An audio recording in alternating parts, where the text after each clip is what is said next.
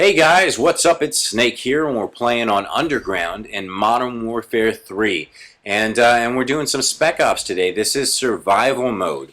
And we're going to be talking about it today, talking about what I think and how it plays and all that kind of thing.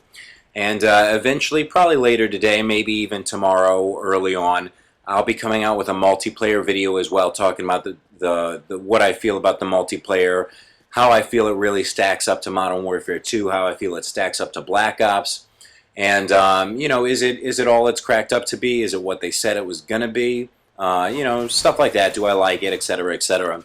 I'm also later today going to be coming out with another survival mode video where I'm actually playing two-player on it, so you can see the multiplayer aspect of survival mode. And I know what I had said before in one of the earlier videos about it possibly being 5 or even 6 players for survival mode. And the information I got was incorrect, so unfortunately I lied to you. It is not 5 or 6 players, it is only 2. Which is what I had originally heard, and I guess, I don't know, I had just hoped that that was not the case. But unfortunately it is, so survival mode is 2-player max. But it's actually really, really fun on solo. And it doesn't seem as difficult as the zombies. That was the first thing that struck me as interesting, is that it's not quite as difficult as zombies are. And the amount of enemies, or the hostiles as they call them, doesn't really build up as quickly as it does for zombies. Now right away these guys are running at you, and obviously they're shooting at you, so the very first wave of survival mode is obviously slightly more difficult than the very first wave of zombies, because the zombies on wave 1 are just walking really slow and they're barely swiping at you and things like that. So this starts out a little bit quicker, but it doesn't seem to get quite as crazy.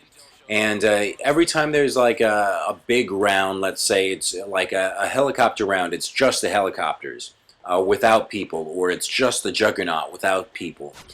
Sometimes they mix up the dogs and the people together and different things like that. Now I've only gotten, I think the highest I gotten was wave 14 or 15. In this here on solo I actually got up to wave 11, but then all my other friends had got home with the game and had it set up, so I jumped out so we could play some multiplayer. So I probably could have gone a little bit further. I don't know how much further. Obviously, again, I'm assuming just like zombies, that solo for survival is going to be a lot easier, because I seemed to get to wave 10 pretty quick for solo. Now that doesn't mean it was boring, because like in zombies, when it seems a little bit too easy, you're not quite as interested. But with this, I definitely feel like even though it seems easy early on, it's obviously going to get a lot more difficult very quickly. And of course, it all depends too on my play style and the type of weapons I pick. As you can see here, I'm in the weapons armory. And you can just go through, and as you level up within Spec Ops, you can then buy the different guns that they have.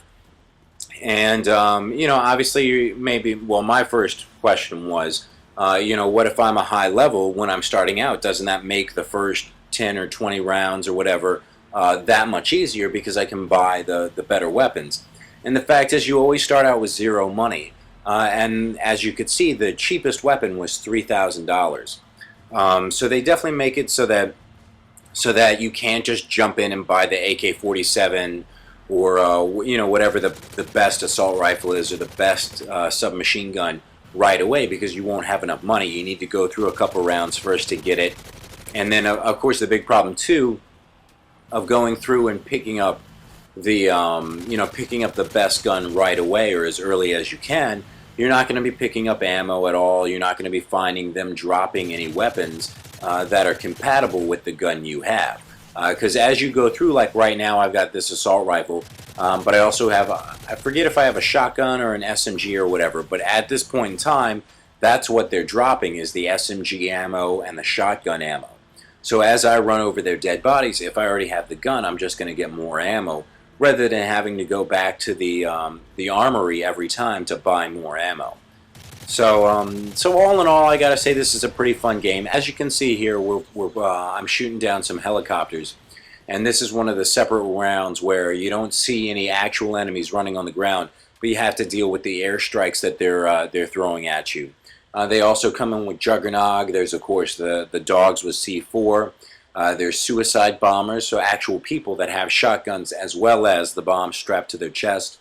A lot of different things. I'm sure as the waves go on, they start to mix things up, and you'll probably get helicopters as well as people, as well as juggernauts, all at the same time to make it, a lot more difficult, a lot more intense, and just to have a lot more crazy things going on all at once.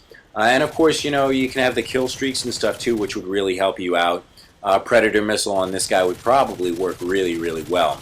But as of right now, all I got, I think, is I got the Predator missile and it says precision airstrike, but I can't figure out how to work it because it comes with one of the little canisters for like a care package, and I threw it down, and I don't know, maybe I wasn't paying attention, maybe the airstrike happened, I'm not quite sure.